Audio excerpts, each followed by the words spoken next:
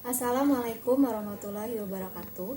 Perkenalkan, nama saya Cynthia Veronica, NPMJ 1D 017019. Di sini saya akan mempresentasikan hasil kerja praktek saya yang dibimbing oleh Bapak Faisal Hadi SMT.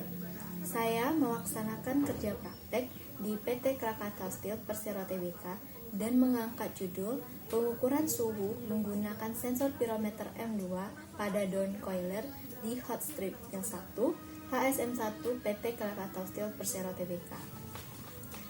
Baiklah, pertama saya akan menjelaskan tentang profil perusahaan. PT Krakatau Steel yang berlokasi di Cilegon merupakan industri pengolahan baja terbesar di Indonesia.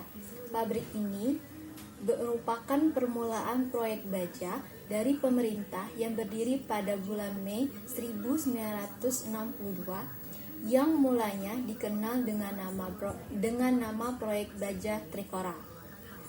PT Krakatau Steel memiliki 6 unit produksi, yaitu Direct Production Plant, Slab Steel Plant, Hot Strip Mill, Billet Steel Plant, Wire Root Mill, dan Cold Rolling Mill. Pada kerja praktek saya kali ini, saya ditempatkan di divisi Hot Strip Mill, subdivisi MSAEI, pada bagian setup komputer. Pada laporan kerja praktek saya kali ini, saya memiliki 3 tujuan, yaitu yang pertama, mengetahui cara kerja sensor pirometer M2 pada daun coiler. Yang kedua, membandingkan nilai keluaran saat suhu terukur dan nilai set point pada sensor pirometer. Yang ketiga, mengetahui nilai error pada sensor pirometer. Untuk memfokuskan masalah pada laporan kerja praktek saya kali ini, maka saya memberikan 3 batasan masalah, yaitu pertama, membatasi masalah hanya pada bagaimana cara kerja sensor pirometer pada daun coiler di hot strip mill 1 PT Krakatau Steel. Yang kedua, tidak membahas komponen yang digunakan pada bagian daun coiler secara mendetail. Yang ketiga, hanya membahas pengukuran temperatur suhu pada sensor pirometer.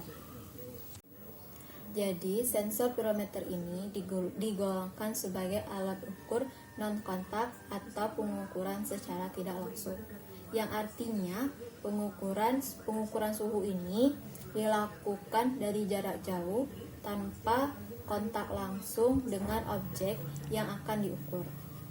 Selanjutnya adalah prinsip kerja dari sensor pirometer ini sendiri. Jadi, prinsip kerja dari sensor pirometer ini adalah sensor pirometer akan menangkap radiasi yang dipancarkan oleh material. Nah, radiasi inframerah ini akan ditangkap dan diserap oleh sensor pirometer untuk dirubah menjadi besaran satuan fisis berupa arus atau sinyal analog. Nah, satuan fisis yang berupa arus atau sinyal analog ini akan dikirim ke ruang kontrol untuk nantinya akan ditampilkan.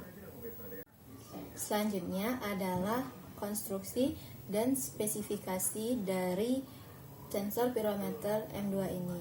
Jadi dapat dilihat ini adalah penampakan dari sensor pirometer, yaitu dari tampak depan, samping, dan belakang.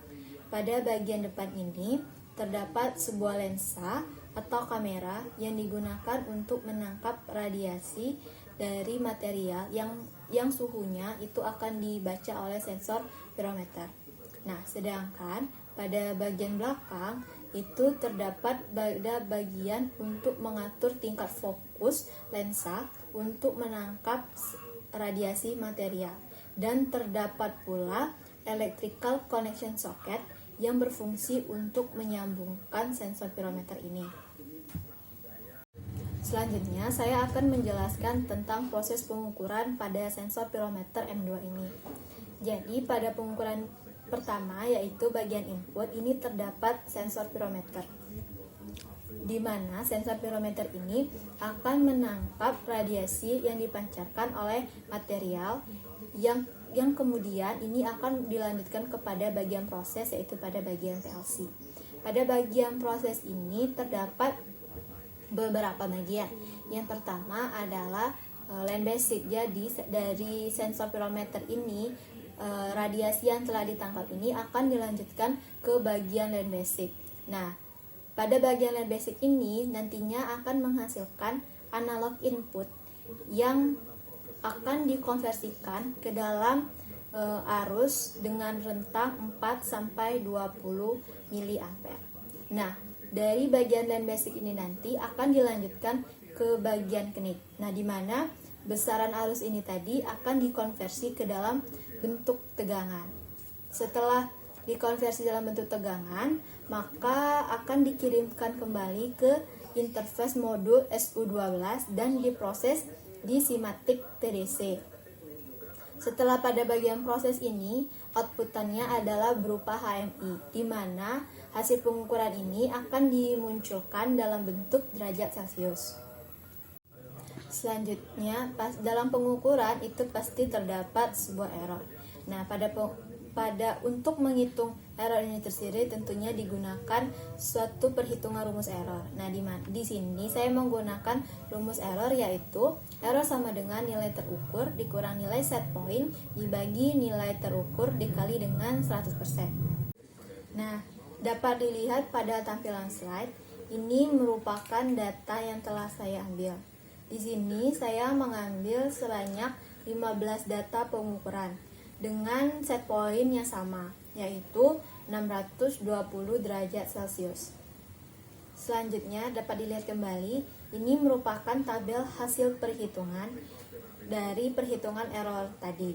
Nah, di sini sebanyak 15 data, 10 data memiliki nilai error di bawah 0,8% dan 5 data lainnya memiliki nilai error 0,8% dengan toleransi lebih kurang 1%. Nah, nilai 0,8% ini merupakan nilai acuan yang didapat dari lembar kerja kalibrasi, di mana suatu pengukuran sensor ini dapat dikatakan baik jika hasil error pengukurannya itu sebesar 0,8%. Selanjutnya kita akan masuk kepada bagian kesimpulan. Di sini dari laporan kerja praktek saya sendiri, saya dapat menyimpulkan 3 hal. Yang pertama, dapat disimpulkan bahwa sistem kerja pada pengukuran suhu ini menggunakan sensor pirometer adalah dengan cara menangkap radiasi yang dipancarkan oleh material yang kemudian akan dilanjutkan pada bagian land basic yang akan diambil analog input outputannya, yang kemudian akan dikonversi menjadi besaran arus, lalu dikonversikan lagi ke dalam interface modul SU12. Nah, pada interface modul 12 ini tegangan tadi akan diproses di PLC atau simatik TDC yang bentuk outputannya akan ditampilkan dalam KFI. Yang kedua, nilai suhu yang terukur pada sensor pirometer ini dengan nilai set point ini memiliki selisih yang sedikit, sehingga dapat disimpulkan bahwa hasil pengukuran yang diperoleh ini dapat dikatakan baik. Yang ketiga, berdasarkan perhitungan error yang telah saya lakukan tadi, maka dapat dilihat bahwa 10 data memiliki nilai error di bawah nilai akurasi pengujian dan 5 data memiliki nilai error di atas nilai akurasi pengujian, di mana nilai akurasi pengujian ini adalah 0,8% dengan toleransi lebih kurang 1 derajat, sehingga dapat dikatakan bahwa hasil pengukuran yang dilakukan itu baik. Sekian presentasi dari saya. Wassalamualaikum warahmatullahi wabarakatuh.